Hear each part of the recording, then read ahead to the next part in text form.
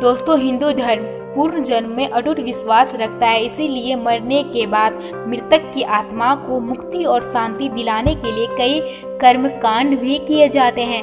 आप सबने देखा होगा कि हिंदू धर्म में जब किसी की मृत्यु हो जाती है तो मृतक के परिजन अपने सिर के बाल को मुंडा लेते हैं। लेकिन क्या आपने कभी सोचा है कि इसके पीछे का धार्मिक कारण क्या है और ऐसा क्यों किया जाता है? अगर नहीं तो चलिए आज इस वीडियो के जरिए आपको बताते हैं कि इसके पीछे का धार्मिक बात। नमस्कार और स्वागत है आपका महावीर मोटिवेशन नाउ पर एक बार फिर।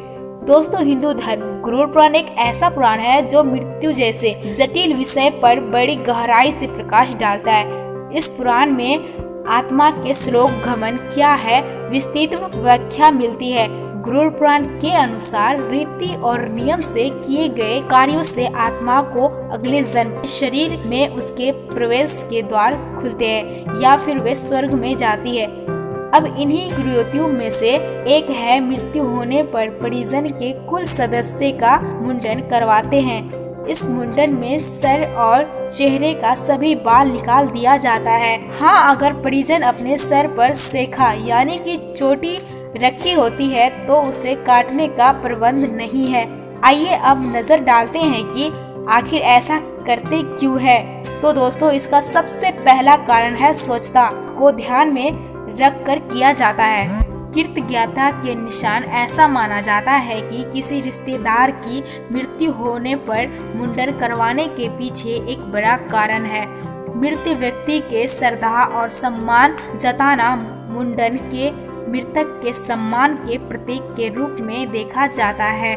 मृतक ने अपने परिवार को उनके लिए बहुत कुछ करने के बाद उन्हें कई सालों तक प्यार करने और इतने समय के लिए कई मामलों में साथ खड़े रहने के बाद उन्हें छोड़ जाता है। इसीलिए संस्कारी कृतज्ञता के एक निशान के रूप में मुंडन करवाया जाता है, जिसमें उनकी आत्मा को इस नियम के माध्यम से मिलने वाली सम्मान के कारण संतुष्टि मिलती है। पातक का असर कम हो जाता है।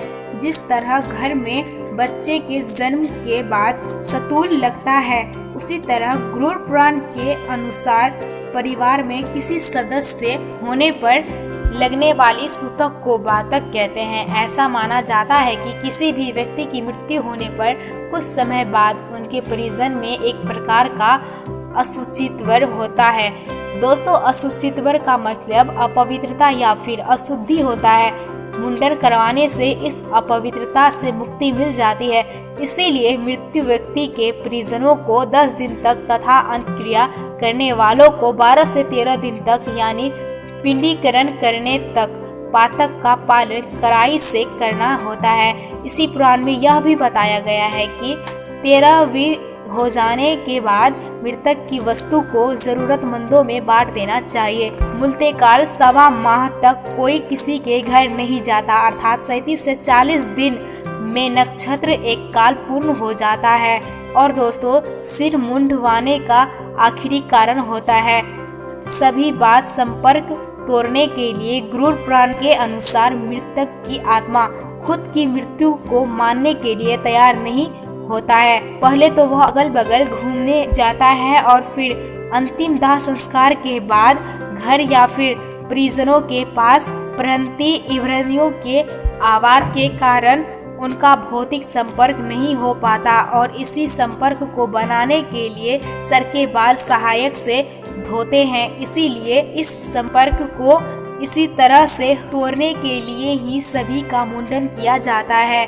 तो दोस्तों, यह थी वे प्रमुख कारण जिसकी वजह से हिंदू धर्म स्वजन की मृत्यु के बाद उनके परिजन मुंडन करवाते हैं। तो हम उम्मीद करते हैं आपको हमारी आज की वीडियो पसंद आई हो।